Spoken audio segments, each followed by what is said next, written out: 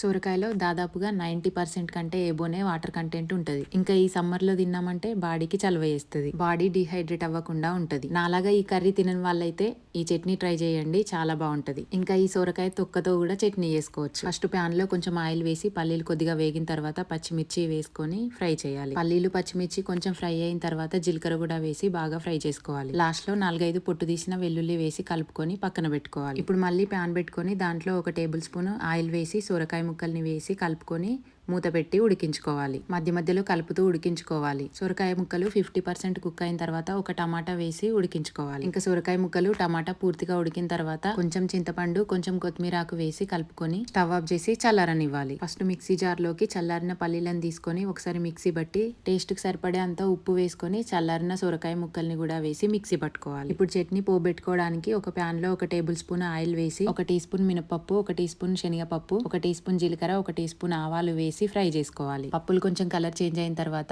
ఎండుమిర్చి కొద్దిగా కరివేపాకు వేసుకొని ఫ్రై చేసి మిక్సీ పట్టుకున్న చట్నీని కూడా వేసి కలుపుకోవాలి. అంతే, సొరకాయ చట్నీ రెడీ అయిపోయింది. మీరు కూడా ట్రై చేయండి.